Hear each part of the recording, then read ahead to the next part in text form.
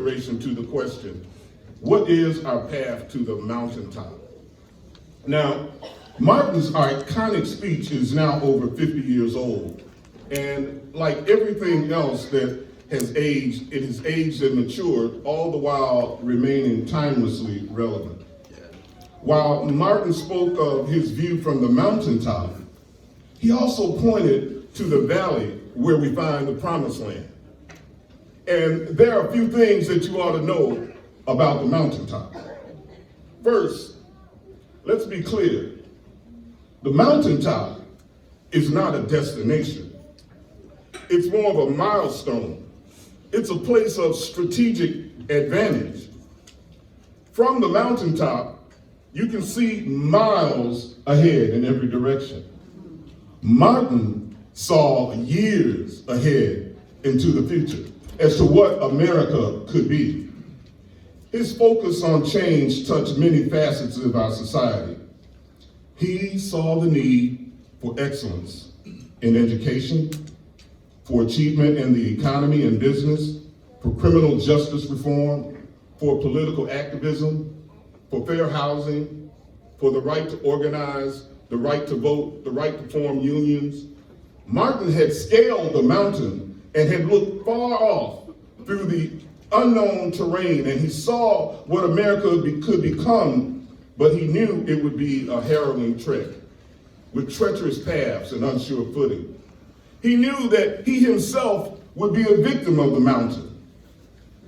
He also knew that if we persist and faint not, we as a people would get to the promised land. All right. Like all seasoned mountain climbers will tell you, once you scale the summit, you're only halfway done. Now you must, as one experienced climber put it, after reaching the peak of Mount McKinley, which raises 20,310 feet and has regular sub-zero temperatures, you must get the hell down. Mountaintops are not suitable for sustained dwelling. They do, however, offer unparalleled views of the land. And the trail down the mountain is just as perilous as the journey to the top, and extreme caution must be taken to avoid a disastrous fall. I believe today that we find ourselves not so much as on the mountaintop, but on this arduous journey on our path to the promised land. Then, why don't we get some insight from the dream master himself as to what we should expect and what our purpose should be. Martin envisioned a land where little black boys and little black girls would hold hands with little white boys and little white girls and be judged not by the color of their skin, but by the content of their character. Yeah.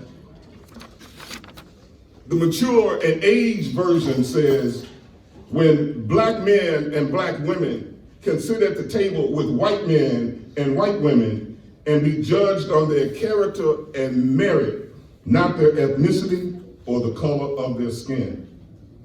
Some have mistakenly taken Martin's statement as a promotion of color blindness. And I think any kind of blindness is a disability and certainly not an attribute that you want to put on the whole body of people. With this thought in mind, I want to make a little public service announcement. We're all friends here, right? Yes. Okay. If you're here this morning and you have said, or you say, I don't see color, please stop. Of course you see color. We all see color. If you do not see color, you don't see me. In Martin's vision, we acknowledge the differences, but we do not judge based on the differences. Right. This thinking has been used for many years to excuse discriminatory behavior. So let's put this behind us and see me. From my broad nose and my thick lips to my ebony skin and my curly hair, what's left of it. It's okay. You see, I am proudly black. All right. All right. And we cannot safely descend from the mountaintop and proceed to the valley if we're not honest with ourselves about race. Yes. Amen. This brings me to my first point. We must develop and nurture in our society an ability to see our ethnic differences while not being influenced or led by any stereotypes those images may bring to mind. To do so is to act with bias, implicit or otherwise. Implicit bias may be seen as the cousin to racism.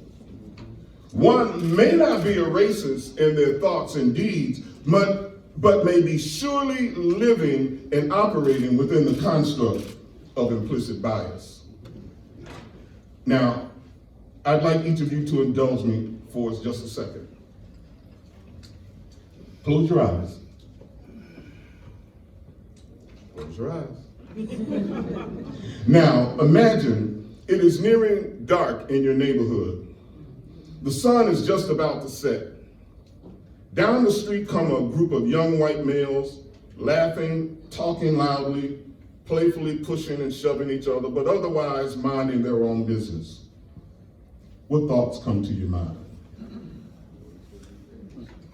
Now, take the same scenario. This time, it is a group of young black males, talking loudly, pushing, shoving, playfully, minding their own business. Same behavior. What thoughts come to your mind? Did you watch one group more closely than the other? Did you step inside and close your door and peer out from behind the curtains? You can open your eyes now. What we've just done is an unscientific test on implicit bias, which is defined as an unconscious belief about a group of people. Implicit racial bias can cause individuals to unknowingly act in discriminatory ways. A major obstacle to us getting to the promised land, then, in my opinion, is implicit bias. And it is so pervasive in our society. We have bias in our classrooms, bias in our police encounters, bias in the courtrooms and the boardrooms. Martin's vision condemned bias in all its forms. Now, we as a people, when we acknowledge and address these thorny issues, may continue our hike down the mountainside to the land of promise. However, we must be intentional in our efforts to address and get ahead of this type of mindset. Yes. Teachers must receive training that begins to equip them to deal with students of color in an equitable fashion. Considerations must be given for cultural differences in basic skills of communication, conflict resolution. Different does not infer better or worse. That is the outcome of bias. Right. So too must our law enforcement agencies patrol, serve, and protect with a knowledge that is not fear-based, but is information-based. Right. Right. An officer has to realize that years of mistreatment and Jim Crow and discriminatory treatment by police officers has generated a mistrust of those in uniform. Now, while we teach our young people that police are not to be feared, we must also teach our police that black is not a threat and similarly must not be feared. All right. All right. Tell it. In all areas of our culture, we must be vigilant in our efforts to eradicate all biases from our daily discourse. Yes. When we see workforces that do not reflect the diversity of the community, it is generally due to implicit biases in the hiring process that favors candidates from the dominant culture over a minority.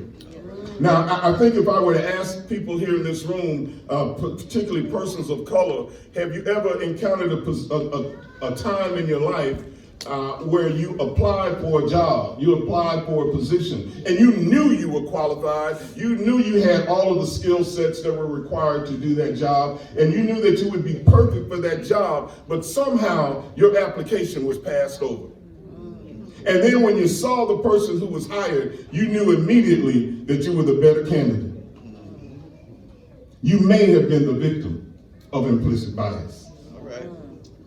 You see, you can't expect us to believe that in all of the northwest suburbs that there are no qualified persons of color. That's right. Now we're going to be friends here today, right? That there are no qualified persons of color. And so to serve in positions as HR directors, public works directors, IT directors, development directors. I'm merely saying local government is but one example, but surely not alone on this issue. Let's join together and make a change as we march toward the promised land. Yes.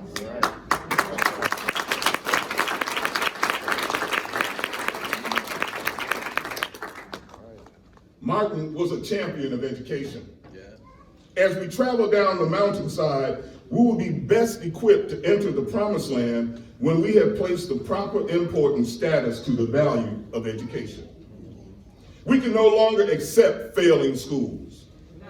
For when a school fails, the community fails. Yes. Yeah. And when the community fails, the family fails. Yeah. We must build our schools from the family up. All right. Yes. All right. It is in the family where the most valuable lessons of life are learned. Yes. From pre-K to college, we must recognize that no society can rise higher than the level of education provided to its citizens. All right. Martin states, education must also train one for quick, resolute, and effective thinking. To think incisively and to think for oneself is very difficult. We are prone to let our mental life become invaded by legions of half-truths, prejudice, and propaganda.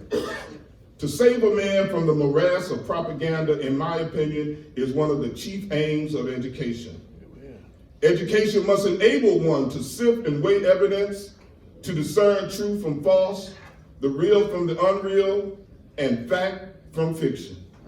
He could have written that today, Yeah. Right. as we live in an era of fake news and alternate facts. All right. And education is our weapon. Education is the way that we combat fake news and alternate facts. It's the way that we combat and we prevail against propaganda. Yeah.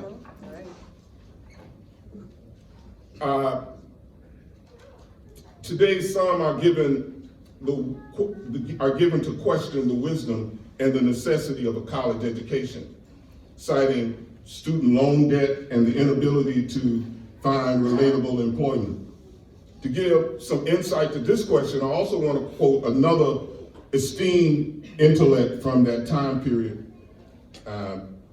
W.E.B. Du Bois, a man whose final resting place in my recent travels to Accra, Ghana, I was able to visit the museum dedicated to W.E.B. Du Bois, where he retired after many years of service of public life here in the United States.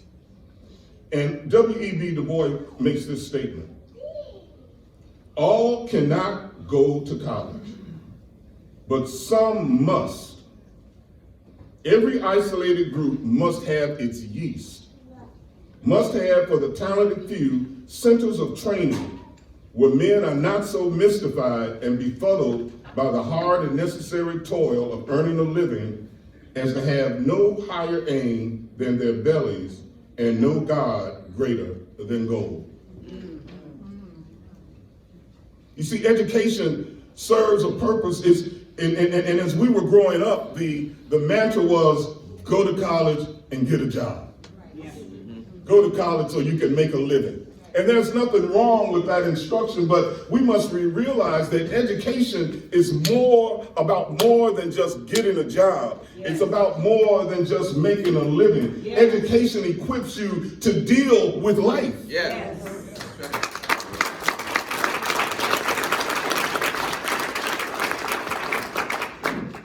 You can't berate an educated man with propaganda and half-truths. All right.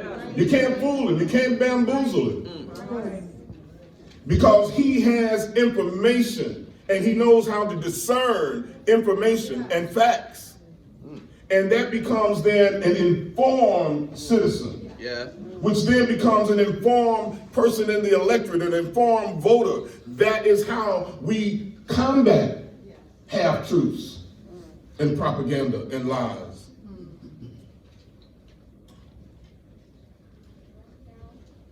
Let's treat education and educators with the highest regard. Truly, teaching is the most noble of all the professions. For in teachers' hands we place our most prized asset, our children. Knowing and accepting this premise, we must make the field of education a desired career path.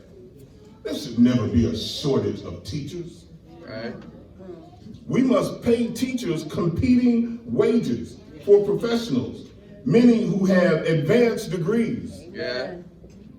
We must fix our broken school funding system and address this issue. The road to the promised land will be built on the foundation of education. All right. Martin was a champion of labor unions.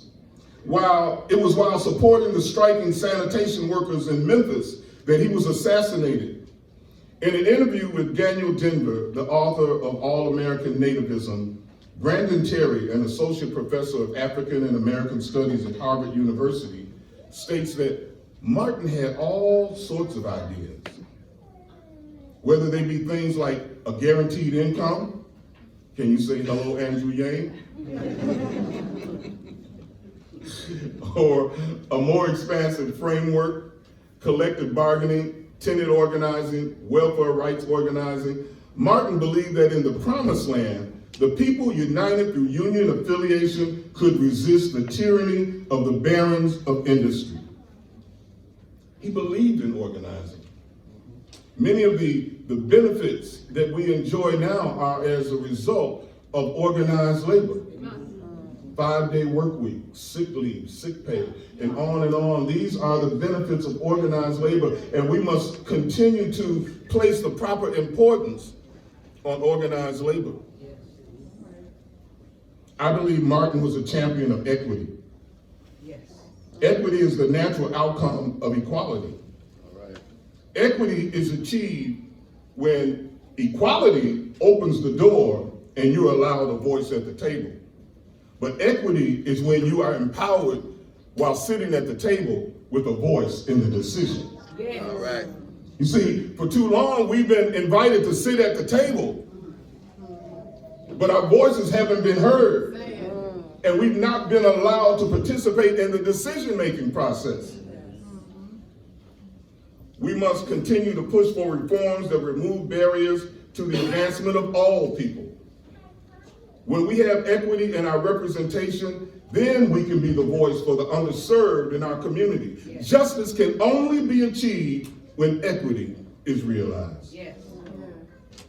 Equitable outcomes will only come about when there are advocates on public and private boards demanding that equity in all our approaches be the order of the day. Now, I could go on and on and on because Martin was a very complex individual. And I just want to make a few more points before my time is up here. And finally, I want to say that Martin was a champion of love. Yeah. Not a romanticized love, but a pragmatic, practical love. The type of love that made him stand against the powers of the day and demand freedom, equality, and opportunity for those so long denied these basic elements of the American dream. Yes. Martin was not so honored and respected during his time. He was hated. All right. He was reviled. Yes. The recipients of many death threats and attempts on his life. His remarkable courage was born out of his love for his people and his desire to do whatever he could to improve their position in life. I believe that if Martin were here today, he would caution us on our embrace of unbridled consumerism. Martin stated, we must rapidly begin the shift from a thing-oriented society to a person-oriented All society. right. Yeah. When machines, computers, and profit motives and property rights are considered more important than people, the giant triplets of racism, materialism, militarism are incapable of being conquered. All right. Again, could be pulled from today's headlines. Yeah. He was a man of great vision, great vision. He was a prophet in all senses of the word. His great love enabled him to forego a life of accumulating wealth. You see, he was a brilliant man, and he would have been eminently successful at any endeavor he chose. But he chose to serve. And in doing so, he made whole those words from the scripture that says, the servant shall be the greatest among you. All right. Today, we must be our own champions. Each of us in our own sphere of influence must be careful to do our part in making the dream of a promised land a reality. Let's stamp out hunger in our land. Yes. No child should go to bed or wake up hungry, not in the promised land. All right. Let's rise together against racism and bias. Yeah. No man or woman should be denied the opportunity to lawfully seek a better quality of life, providing for the health of their family, their safety and well-being, not in the promised land. Right. No man or woman should be denied liberty and subjected to unfair incarceration or unequal justice under the law, not in the promised land. All right. And no American should be prohibited from finding their purpose and fulfilling their dreams to the fullest extent of their God-given capabilities in the pursuit of happiness, not in the promised land. That's right. So let us move on from the mountaintop. Take one last look around. Take a deep breath of fresh, clean air. Allow yourself a moment to pause and offer congratulations on your accomplishment. All right. Now, let's gather up all the tools used to complete the climb. Perseverance. Yeah. Courage, Yeah. commitment, Yeah. strength, All right. dedication, passion, focus, self-discipline, and begin the march down the backside of the mountain. All right. Yeah.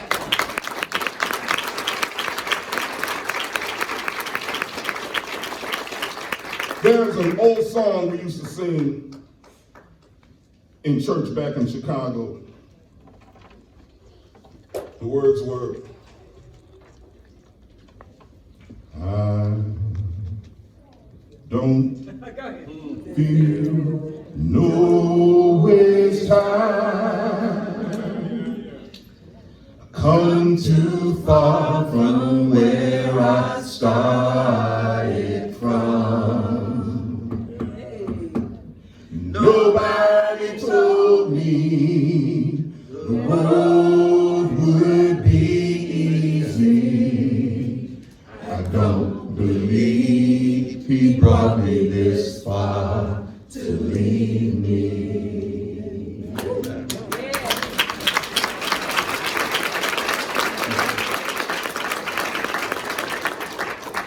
The struggle continues. Until all of us have risen, the work is not done. The path forward resides in the tripartite standards of education, policy making, and compassionate service. So, brothers and sisters, let's stand to our feet and let us march on to the valley. It's just ahead. Let us march on. The promised land is waiting. Let us march on, hand in hand, arm in arm. Let us march on until victory is won. God bless you. Thank you.